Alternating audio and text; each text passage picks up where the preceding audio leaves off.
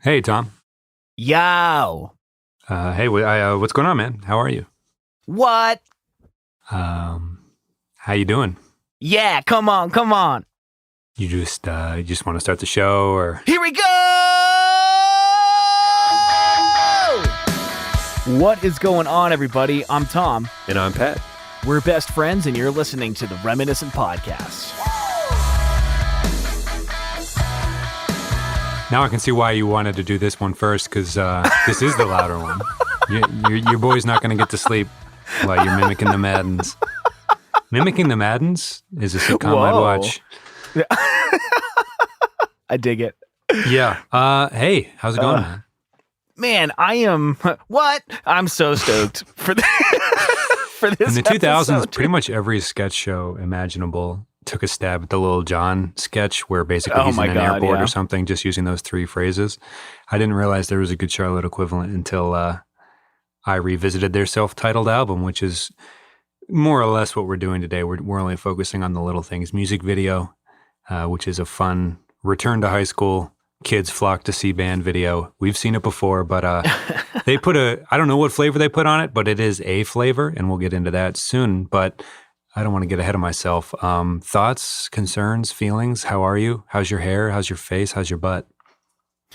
My hair's not looking so good, and I'm concerned because we have family portraits coming up, and my hairstylist, my barber, is out of town. So feeling worried. What was the second one? My body? My body's overweight, and my butt is slaying, as always. Ooh.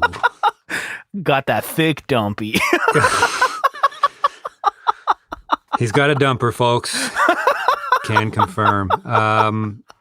Yeah, so this is, somebody tweeted at us and said, you guys never talk about early Good Charlotte. And we were like, fair criticism, honestly. So no rebuttal.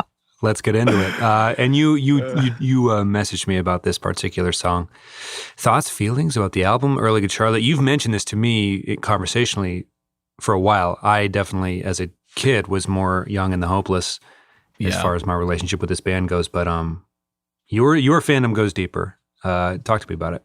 Yeah, I mean, this was one of my first favorite albums. I heard it after Lifestyles in the Rich and the Famous was on the radio. My sister actually introduced me to this band and Simple Plan around the same time, right when Addicted came out. And this was my entry to pop punk. And this is one of my most nostalgic albums, I think. I don't revisit it a ton, but let me set the scene for you a little bit. By all means. I had just been kicked out of Catholic school because my hair already touched my collar. Yeah.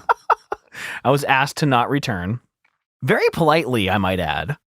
Based on that alone, the beginning of this video addresses you so specifically. So I was kind of just discovering this the summer after 7th grade, getting ready to go to public school in 8th grade. And this was a very pivotal moment in my life. I had this abusive stepfather. My mom just left him. We moved in with my mom's friend. She had 7 girls.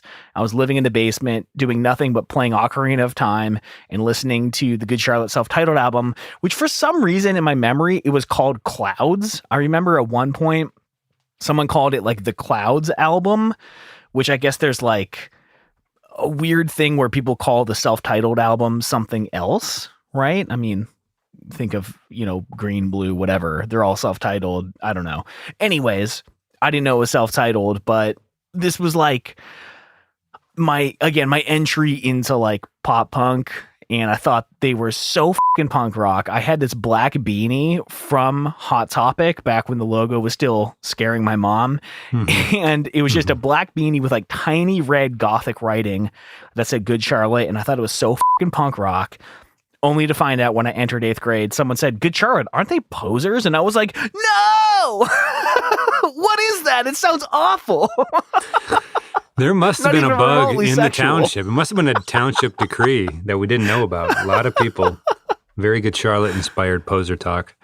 There was kind of I don't want to call it a skate thrash scene, but there was definitely a group of folks that didn't just wear Rancid t-shirts because they sold them at Hot Topic. It was just a group of I guess in Letterkenny they'd be the Skids, right? But less flamboyant in that show. It would just actual skate thrash kids that would be like, no, it, Charlotte, and be like, okay, sir, whatever you say.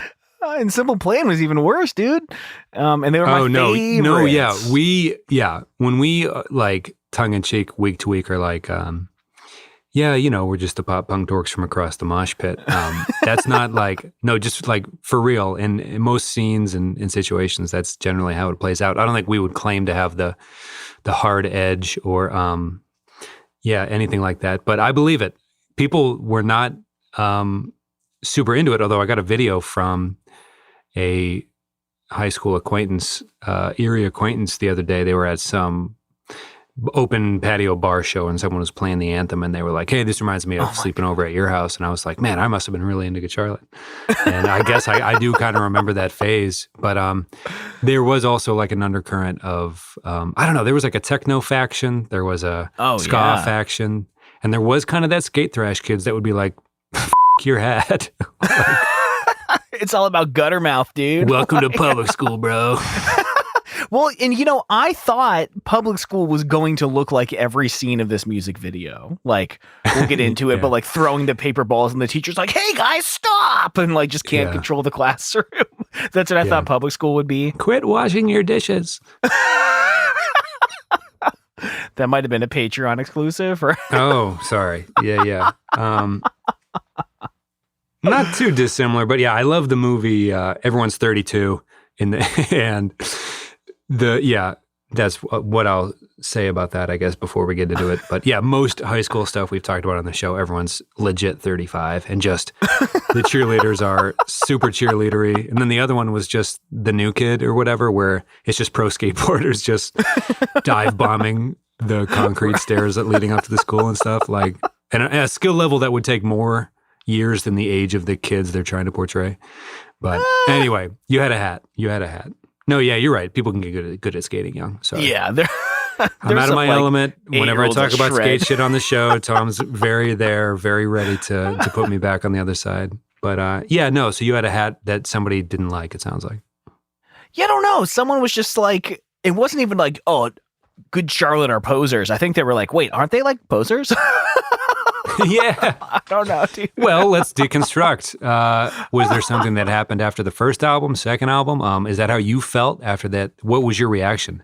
How do you feel now? That scarred me, dude. Because like, I remember I had this little messenger bag that was like, not even the cool ones that like stay on your back. It was like the nerdy ones that go to your side, which I don't know, man. I had like... I had a Linkin Park patch that was, I put on the shoulder strap of the bag and I put safety pins on it. And my grandma was like very lovingly, hey, I can like, you know, stitch that on there for you. And I was like, no, the safety pins are like part of what makes it cool. So punk rock. But I remember having the Linkin Park patch. The circle of taking it out on people. Some kid at school talks to you about your hat and then you talk to your grandma about why the stitching of the patch is unnecessary. Just falls downhill, man. It's a vicious cycle. Oh my God. And I still have a picture. For anyone who has a grandma offering to stitch them shit onto their book bags, this one's for you. So not only am I a digital hoarder, but I've hoarded all kinds of memories. I loved disposable cameras as a kid, and I have like hundreds of photographs in the closet here. I took a picture of my hand because I had a Blink-182 little like sweatband on. Remember when those were popular? I also had like a green 1-Up one, which was very hot topic in 2002. But I painted a black and white star on my hand, and it was just like, man, this is as punk rock as it gets. But anyway, I had the Blink-182 band, I had the Good Charlotte hat, the Linkin Park patch, and I was ready for public school, man. I listen to music. That my sister introduced me to. But yeah, man, Welcome to the show. But so you knew them before when Young and the Hopeless dropped. You were very aware. Well, what was interesting is when Lifestyles of the Rich and the Famous and the Anthem were on the radio, I like LimeWired Good Charlotte, and didn't come across. Those are the only two songs I know from that album, but I know Self-Titled intimately. So again, it was like, you find out a song and you're like, oh, there's all this other previous stuff. And I really dove into it. But I think, so I really loved Enema of the State going into 8th grade, but that was also the year that I found out about Take Off Your Pants and Jacket and Dude Ranch. And I think I kind of like bailed on Simple Plan and Good Charlotte to like really get more into Blink-182 and a lot of the earlier Green Day stuff, like listening to Warning and Insomniac and stuff. So I think like Good Charlotte was very important to me for like a year, but it kind of fell off as I explored a lot of the artists that probably were the ones that inspired, helped inspire Good Charlotte. So yeah, I didn't like stick with them very much, but yeah, never explored Young and the Hopeless. But I mean, this album is like, I have so many. So that girl, Stephanie, that I dated, she was a singer, and her mom, like, if you could sing, like that was your currency as a human being, how well you could sing. And I remember she always criticized my music for the singers not being very good. And one of the songs on, it was Seasons of Love or something. The music dropped out and they did this like 4-part harmony. And I was like, listen, Good Charlotte can sing. They're really great. And she was like, not impressed. I was like, man, I'm never gonna be accepted by this family because of my, I don't know, too edgy poser music. You can't win. You just can't win. I don't belong at my Christian girlfriend's house, and I don't belong in public school. I don't belong in Catholic school either. We all just agreed to listen to Train all day and never ask which for anything is, else. Which is dope. Yeah. I don't think anyone in that situation is complaining. Drops of Jupiter, sign me the up. But I might get emotional. If you play Drops of Jupiter, there might not be a dry eye in the house. I'm just saying, like, once you let the song grip you like that, it's just going to be a different afternoon for you. And let me just say, that is not the last time we're going to talk about Drops of Jupiter on this episode. Love it. Yeah. Here's a quick question. Somebody yells poser at you on your first day of public school. Would you, now looking back, and they dressed a certain way, did that hurt them? Are they more Bowling for Soup than they are Ramones? As a sound, sonically. Yes. So they just decided to look a certain way, and people are like, we would have accepted you the other way, but now that you're trying to do this, we don't like it. I don't know. I've always been kind of confused, and we might have talked about this on the Lifestyles of the Rich and the Famous episode. So forgive me if we're rehashing, and we'll get into the fast facts right after this. But I wanted to touch base real quick. Yeah, I mean, I think any kind of fringe genre is going to be unaccepting of people who are very good at it, because in order to be palatable, there has to be an element of pop to it. So like they were very pop, uppercase pop, lowercase punk, but they maintained like the street punk aesthetic. And I think people were just like, that's not real punk. This is pop music. But like they were signed to Sony Records. What else could they be? I don't know. No one cares anymore. It was very important in 8th grade. Personally, I would have been devastated if someone called me that on my first day of school, because knowing myself, anyone who was then nice to me from then on out, I'd think they were fucking with me. But I don't remember a specific, and people didn't call me a poser. No. Yeah. No, they're just like, hey, thoughts on Good Charlotte? I'm like, I guess I don't know. You start doing vocal fry This American Life. Like, well, I guess they're kind of no. Anyway, interesting little story. We did not do this on the Lifestyles of the Rich and the Famous episode, but the backstory of the Maddens. After watching as the story goes, Tom, after watching a Beastie Boys video in 1995, twin brothers, I didn't know they were twins, by the way, Joel and Benji, formed the band in Waldorf, Maryland. Shout out to some Maryland Mid-Atlantic acts we've been talking about recently. Naptown. Hey. Worldwide. There you go. I agree. Worldwide. Sure. Global, baby. I'm just here for a good time. Anyway, following their graduation in 97, Instead of going to college, they worked full-time on the band, focusing on getting signed, reading books and magazines that would help them achieve this goal. They were kind of going all in at this point. Kind of school to them was a penitentiary, as they would sing about later, of course. But they took it pretty seriously. I don't know how you feel about this. They made promotional packages and sent to record labels. I guess that's just part of the grind. But they were really, I guess, going for it in a way that I guess if you're going for it, you should behave this way or not. Thoughts? They seem to be trying to, quote, make it from the jump. Yeah, which to me is interesting. I feel like probably most bands want that. But yeah, like to not even have your first album out and be like, hey, sign us, I think is pretty dope. I think it's cooler than some quote unquote artiste who like secretly cares a lot but pretends to be too cool to care or whatever. You know what I mean? I'm like, I'd rather have someone be pretty upfront about it. Like, no, yeah, of course we are. And they're the ones calling Good Charlotte posers. Well, Hey, there you go. Yeah, so I guess they named the band after the children's book, Good Charlotte, Girls of the Good Day Orphanage by Carol Beach York.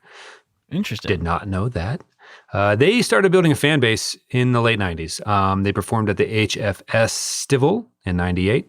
And I guess, quote, serving as support slots for Blink-182, Lit, and Bad Religion.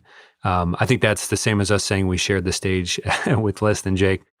Well, dude, I looked up HFS Festival, which was sponsored by the radio station WHFS, and they had like every band we've ever talked about on that show has been on that stage. I think Blink-182 played 99, but never again. Interesting. Okay. Speaking of 1999, supporting slot at that big festival, so they're getting some buzz. 99, they opened for Save Ferris, a great ska cover of Come On Eileen, if I'm not mistaken.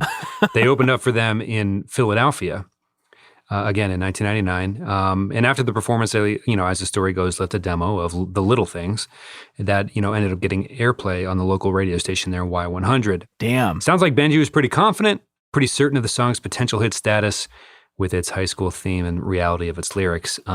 They were all in on the loser anthems from the get-go, it sounds like.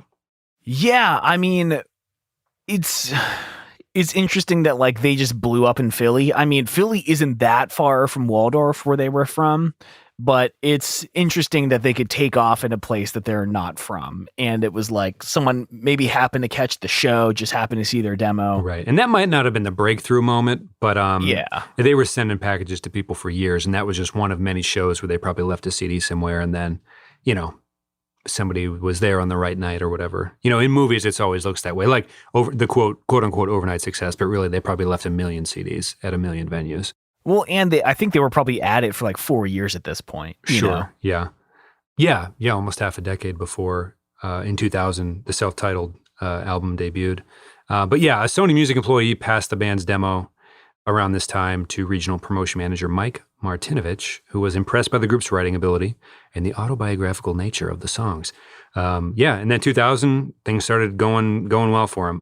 The album received mostly positive reviews, and they started a tour full-time with some of the acts we mentioned earlier, Lit, Goldfinger, Sum 41, Mest.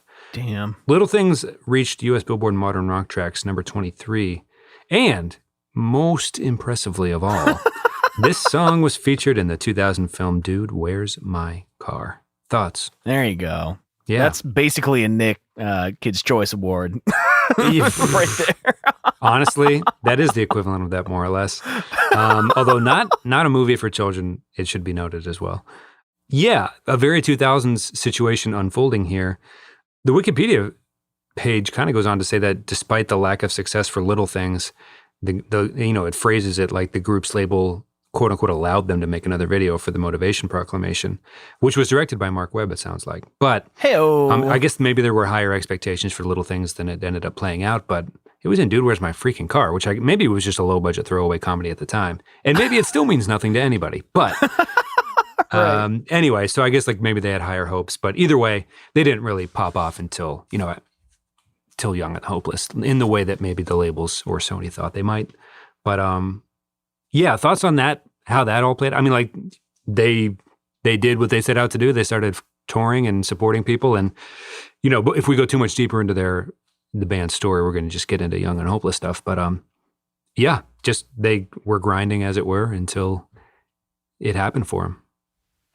Yeah, I mean, I think for a label to put that much into their first album, especially the music video directors that they did give to them. So this video was directed by Nigel Dick, who has probably done some of the biggest work we've ever seen on the show.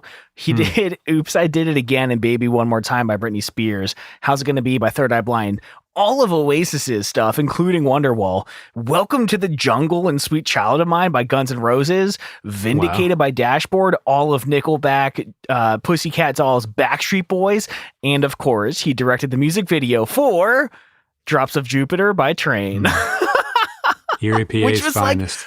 like the biggest song at the time. So they threw an absolute god tier video director. At the time, middle-aged women in Erie loved Train. Oh yeah. I don't know if it's because they were from Erie, but like it was just the singer was. The band was from Chicago. People are very every single one of them was born in my neighborhood. But the singer Pat Monahan was from Erie, and we'd see him around all the time.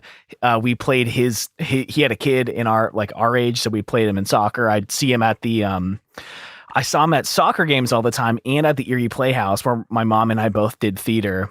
And I don't know if I've told this story before. I may have, but I had just got my school pictures back. This might have been sophomore year of high school. And Pat Monahan, again, the singer of Train, was at the concession stand at the Erie Playhouse. And at this point, I've already gotten his autograph like 4 times. So I took one of my school photos out of my pocket, which I had on me for some reason, and I wrote my autograph on it, and I handed it to Pat Monahan, and I said something along the lines of like, "You'll want to hang on to this. It'll be important someday," or something. It'll be worth something someday. The older or the kid? No, like the singer of Train, I gave it to. What did he say? I immediately turned around and walked away. Amazing. I couldn't even stand to think of what he probably thought the just happened. Young theatrical Tom. Man, what do you think he would have said? He probably would have been really nice about it. Probably. If he let you hand it to him, he would have been, I mean, if it was going to go wrong, it would have gone wrong before the picture made it into his hand. Worst case, he's just like, okay. That's about as rude as I could picture him being. I don't really know him like that. I wonder how quickly he got rid of it, though. I don't know. Sometimes, I don't know. Artists can be, or just people who are in their own head too much, but just I can't throw this away. I'm going to be cursed. I'm going to be cursed by this weird boy. Yeah, let's, so yeah, Good Charlotte, they were playing around the Twins, at least. I think they took them a while to set the lineup necessarily, but the Twins knew. And they come in with a pretty specific, let's just get into the music video, shall we? Yeah. Hey friends, I hope you're enjoying the episode, and we're just about to get to the music video, but please allow me to thank our top tier Patreon supporters, our Council of Elders. In this group, we've got Andre Prevost, Johnny Leftwich, Jason Carey, Anonymous, Chris Lukey, Nathan Eshelman, and Drew Edwards. Thank you all so much for supporting the show, and a huge thank you to everyone that does support the show. There's weirdly a lot of you, and we really can't tell you enough how much we appreciate it. If you'd like to check out our Patreon, you could head to patreon.com/reminiscent and check out the 3 tiers that we offer: the Emo Kid, Emo Veteran, and Emo Elder. Every week we record post shows. We have behind the scenes photos and videos. You get the episodes early, and we are still in the process of rolling out this big super secret that has been going on for way too long, and I'm so sorry. But whether or not you choose to support the show with Patreon, we're so happy that you're here. We love you all so much. And back to the episode. So there's some spoken word. Thoughts on spoken words in songs/videos, just in general, like the lead singer's addressing people but not singing. Thoughts on that happening? It's so fun. Yeah, I mean, it's not like it has gone so wrong people stop trying, I guess. People do it all the time. It works. It definitely sets up the thesis statement for the band, right? Like, this is who the we are, off of the kind of the first, I guess I might be oversimplifying, but more or less kind of the first quote unquote hit, or the first attempt at one off the first album. Like, hey, we're Good Charlotte, and I'm wearing a white tank top, and yo. No, they are setting the scene. It's their first single off their first album. They even put the song It's the opening track. He breaks into the principal's office. Yes. To do what he's about to do. Do you want to read it or do you want me to read it? What were you going to say? No, it's just I want to ask you, what do you think of songs that are self-aware that they're songs, where they address this song, like this song is dedicated? To me, I feel like it always feels a little bit cheap, but they lean into it so I want to use a word different than so well. It's so like tactful, I think, that it seems to make more sense. And not only is it introducing they're just introducing themselves super well by introducing their listeners, kind of thing. Like they're defining the avatar so that if you're the type of person that's going to listen. I'm just going to repeat what you just said, but yeah, they set the table, set the scene, whatever. But also, I think coming off the 90s, you had more skits on CDs. There were more an album experience, maybe. So little voicemail. Yeah, exactly. Yeah, your lawyer just pissed off at you, I guess, specifically for certain Eminem albums. Anyway, yeah, so I think there was a sense of like we weren't all algorithmed up. Spotify world doesn't exist yet, so like you're allowed to just waste 20 seconds talking instead of like needing to get to the hook. Like, okay, Jonas Brothers, you have 7 seconds. Get to the hook. Get to the hook. Yeah.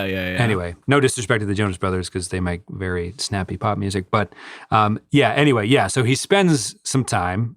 The spirit of the 90s is alive in Maryland at this point, it sounds like. Anyway, this song is dedicated. Do you want to do it? You don't want to do the voice, I take it. No, you just read them off. This song is dedicated. Well, he breaks into the principal's office. Yeah.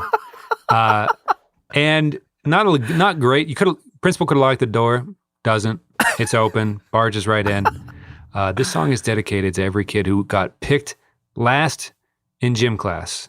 This is for you. This is for you. Which, looking at it now in print, this song is dedicated to blank, blank, blank. And by the way, this is for you. Like, even though he said it was dedicated to them at the beginning of the sentence. Okay, Pat. Okay. Oh my! I'm just saying, like, it's a little like okay, like understood. Gotcha. Over and out.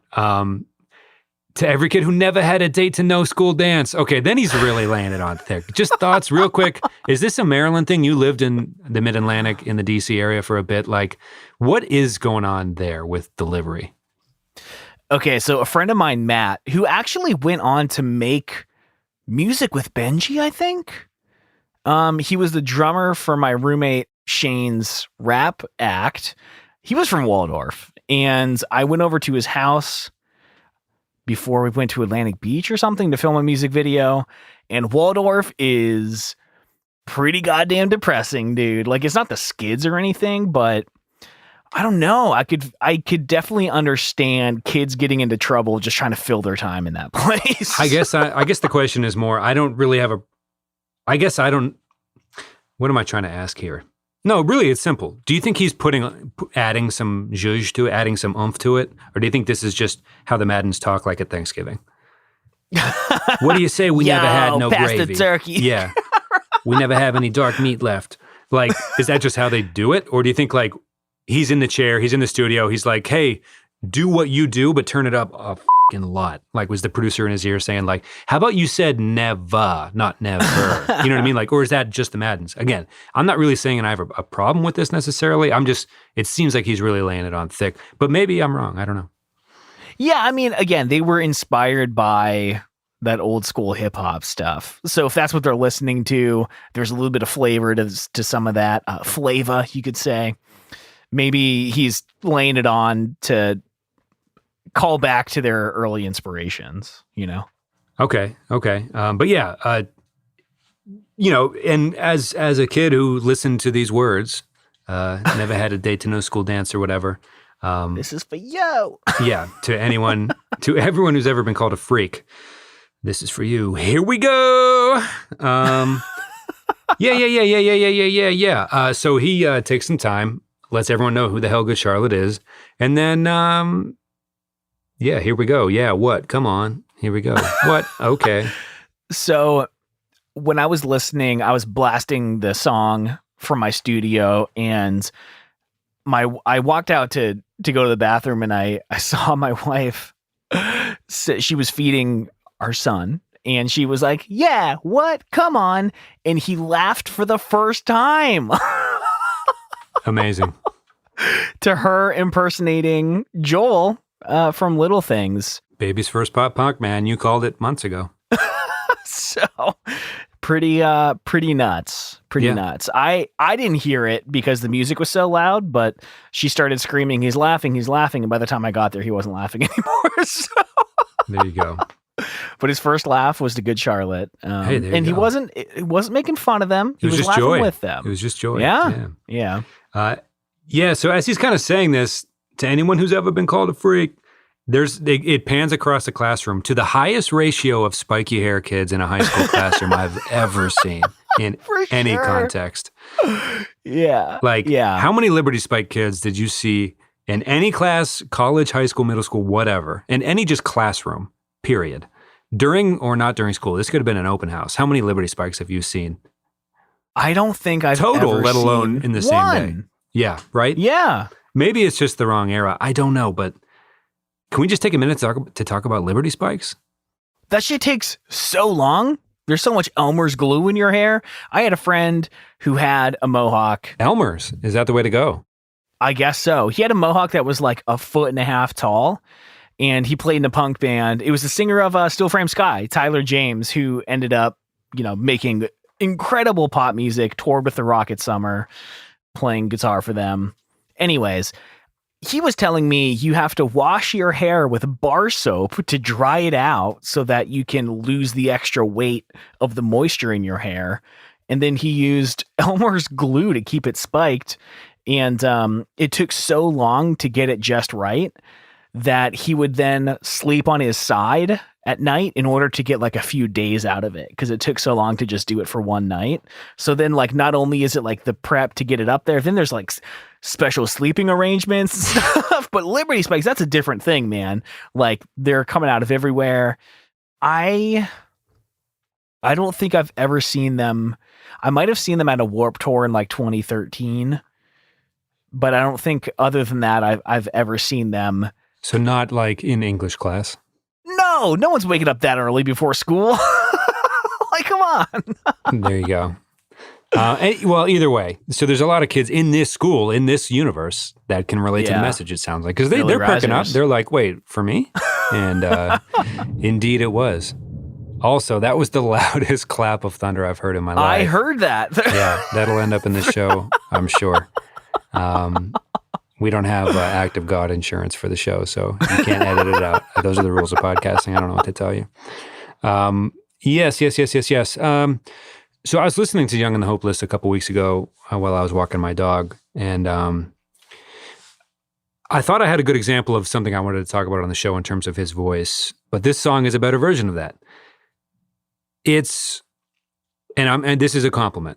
Because I love Good Charlotte. Is it the perfect whiny voice? Like, because there's something not abrasive or jarring or anything, but there's a certain element of there's a whininess to it, but it works so well, and it's kind of like the subject matter fits. I don't know. It's just one of those things where it's like everything kind of works with the whole what the band's bringing to the table. Do you have thoughts on, like, you said your childhood girlfriend's mother took it, didn't love it, but like, I don't know. I was listening. I'm like, dang, this has something in it that allows it to feel different than, the 12 other pop punk bands I was listening to over a full decade period. This was one of them. Right. I'm like, no, this one's different for these reasons. And I think the sound of his voice has a lot is almost an instrument in the band. I guess that is true for any band. That's not like groundbreaking to suggest. But any thoughts there on just like this song and the way he uses his voice? Because I don't know if it's a pre-chorus or whatever, but they're leaning super hard into the sound his voice makes when he tries to sing, showcasing its uniqueness, I guess, which I'm into it. I'm curious if you have thoughts, because it is unique. That's weird, man, because like I don't think his voice is particularly whiny or unique. I think it's very down the middle of the road. You know what? If you got a problem with me, Tom, just say it, okay? No.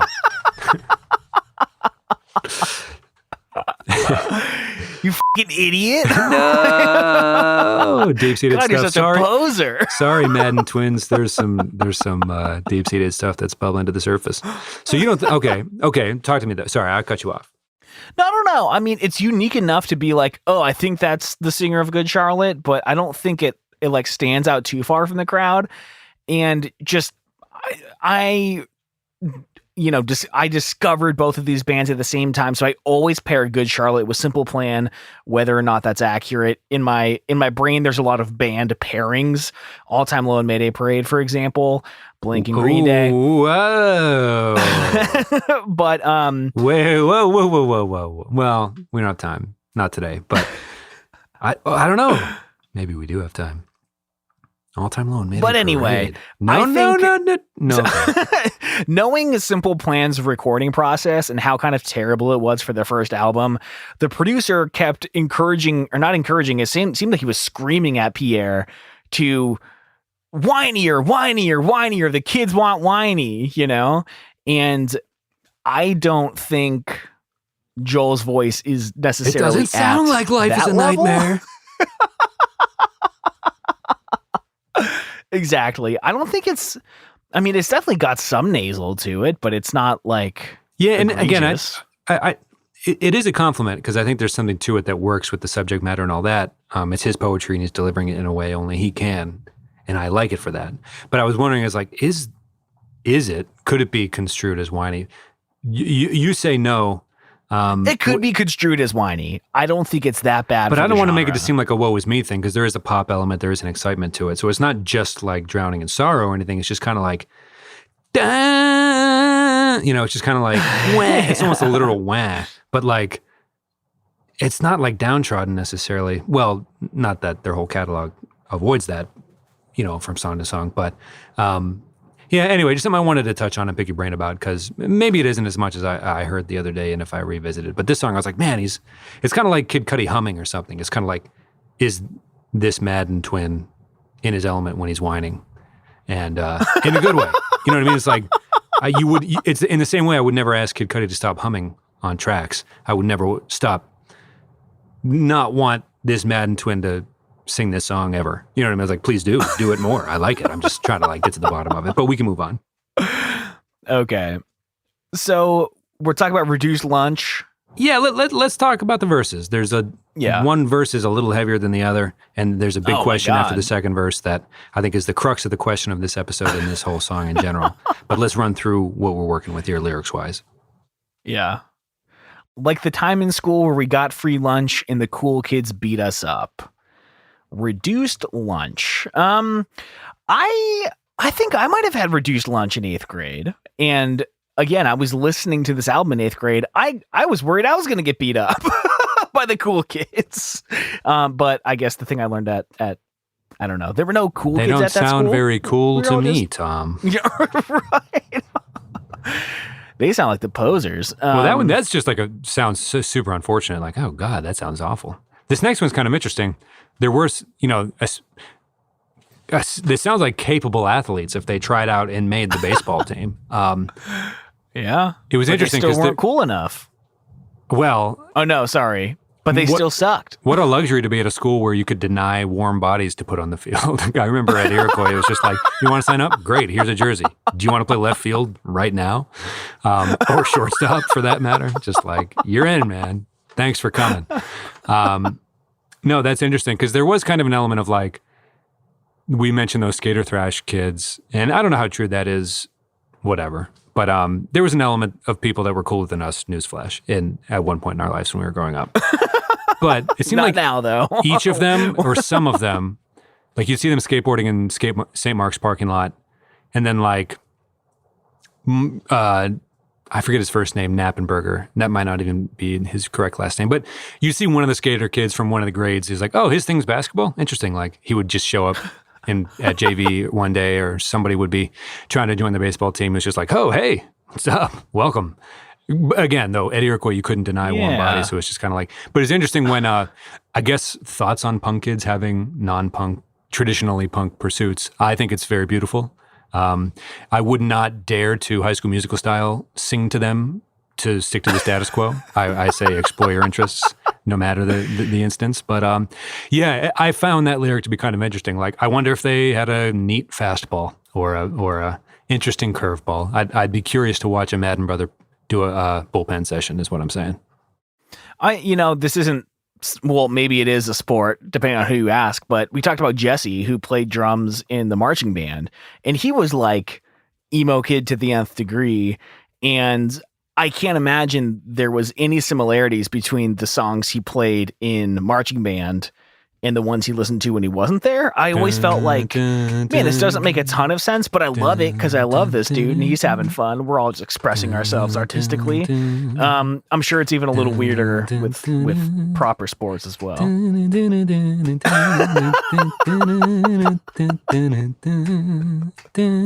that Birdman or whatever? Bird playing? Yeah, it's in my head forever.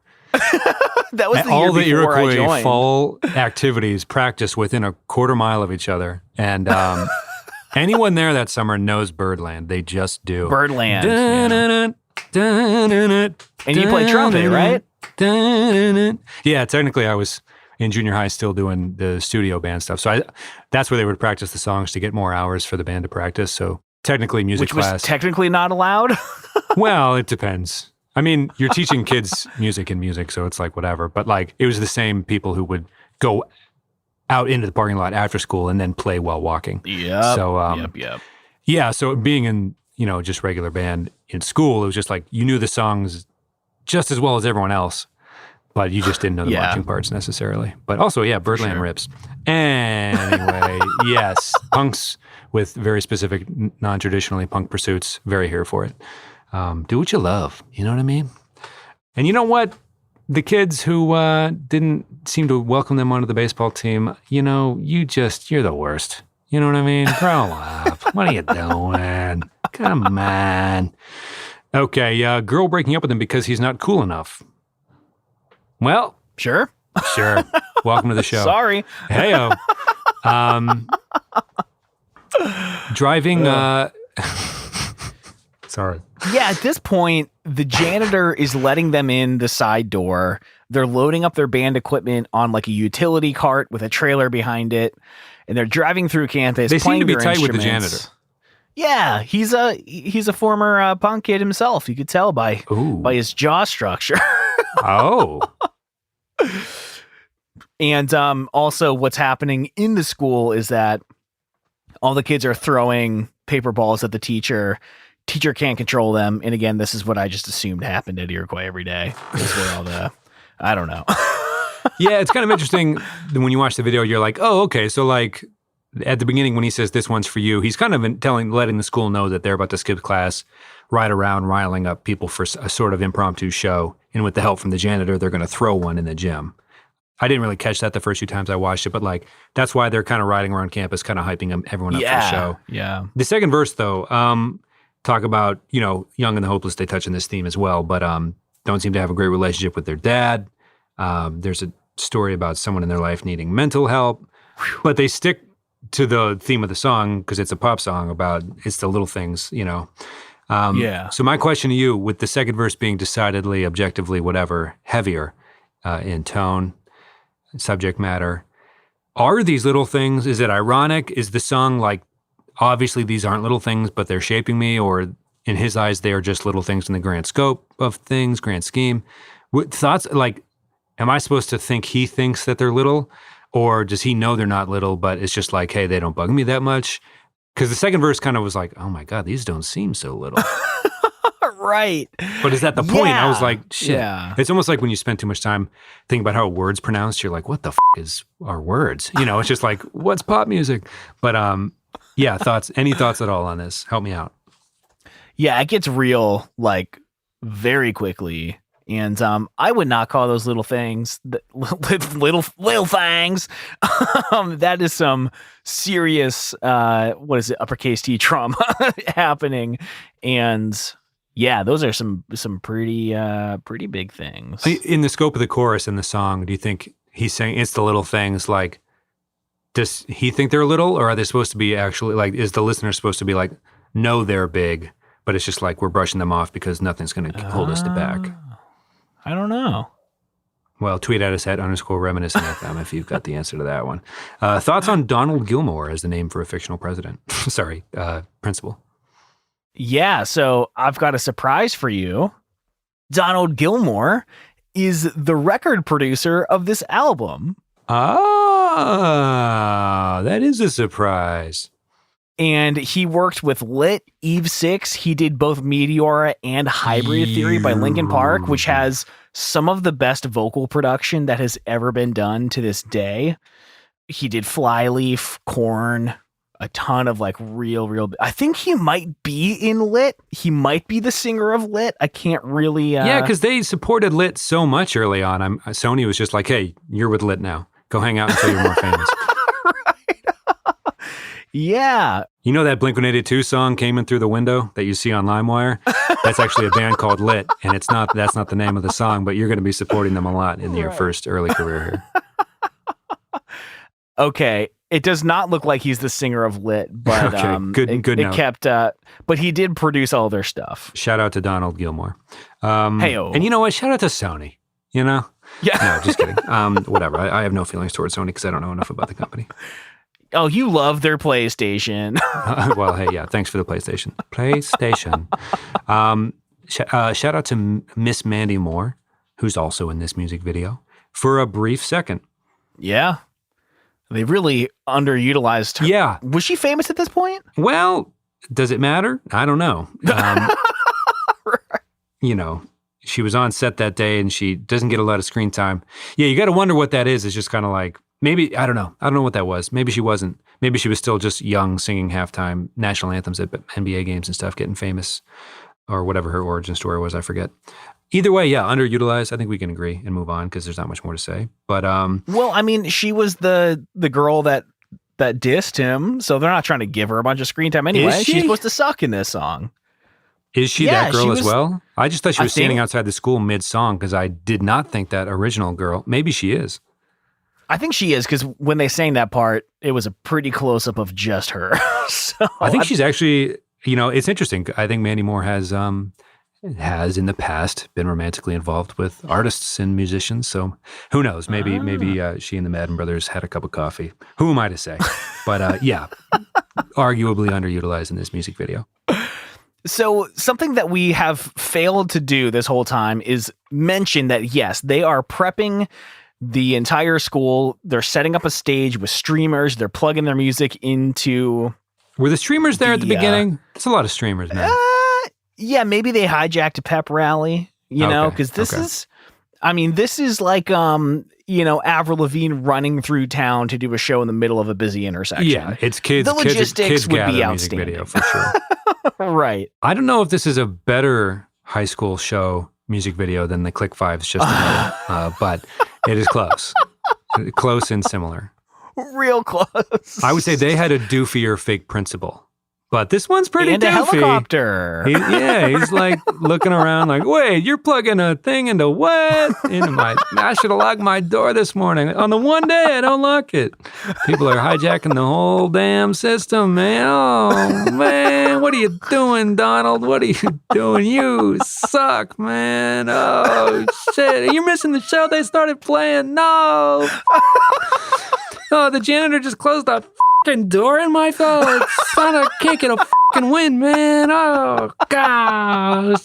Shit, man. Oh, man.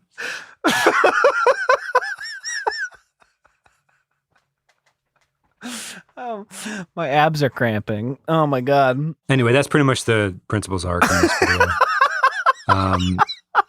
Only loser anthems from Good Charlotte for me, please. Yeah, this is like not too dissimilar from future stuff they'd write.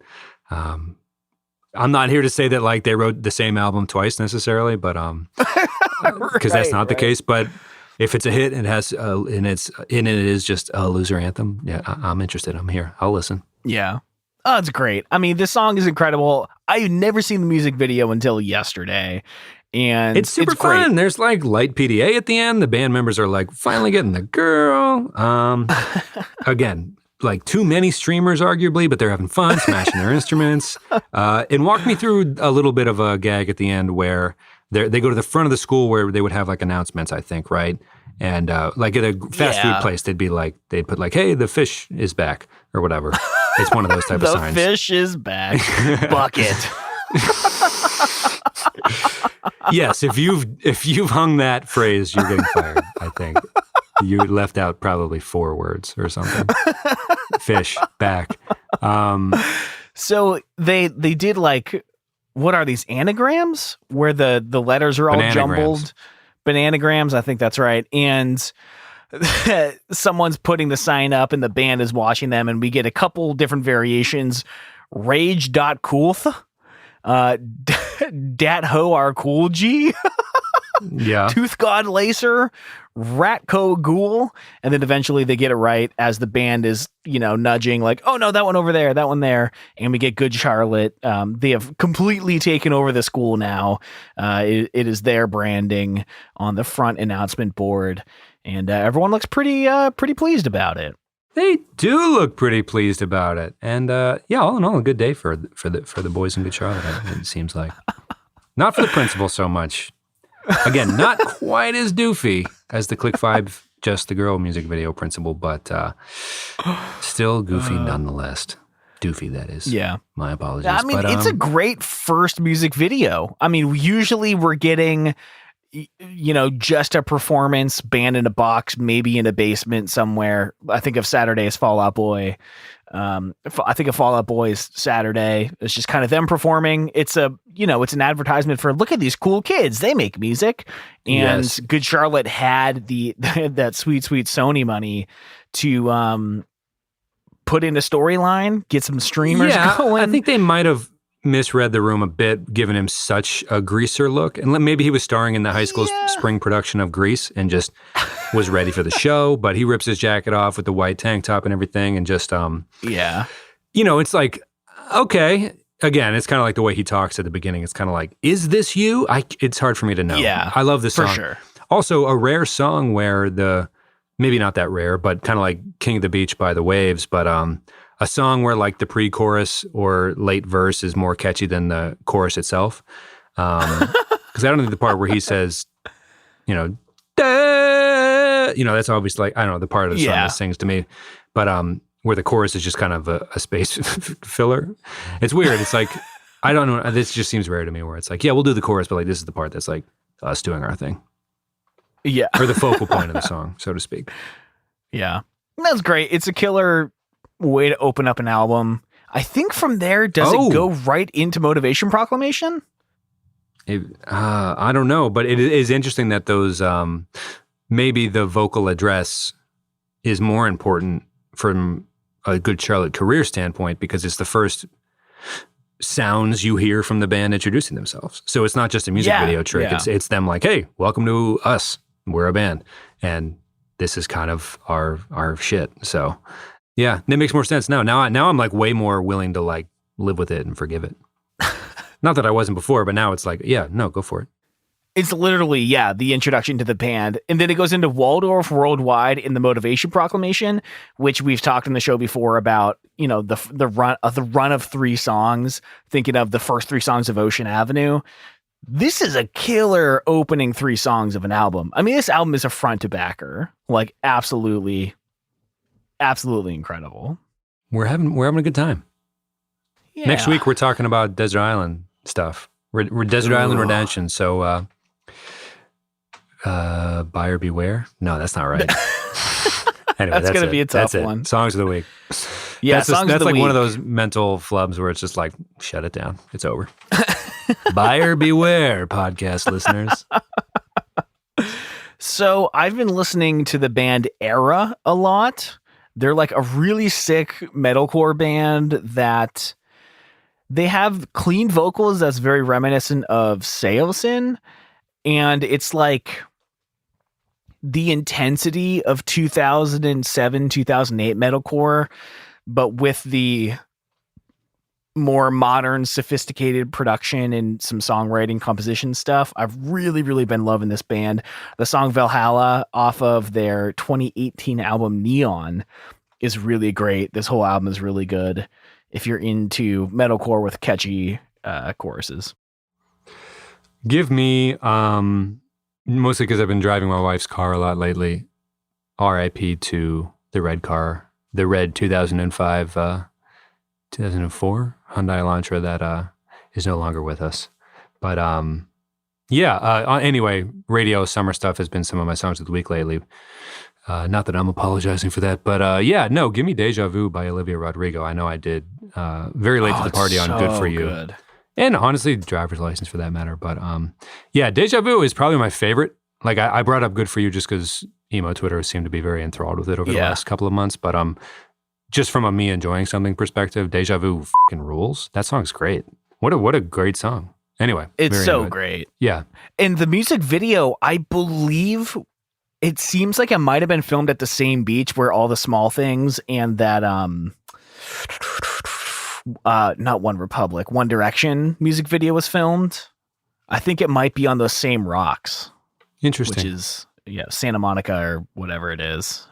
But yeah, the song is so good. That's been in my head for months. I can't remember since it came out. People were saying Jack Antonoff and Taylor Swift and like maybe a handful of other people have writing credits on it, but I don't know. Driving around, on a very capital P pop, lowercase p punk episode this week. Feed me the summertime pop. Nothing wrong with it. Anyway, I've been enjoying that. I'm just wasting everybody's time at this point. We don't have much else to add. Yep. Love you all. The Patreon post show. Bye. Love you. Bye.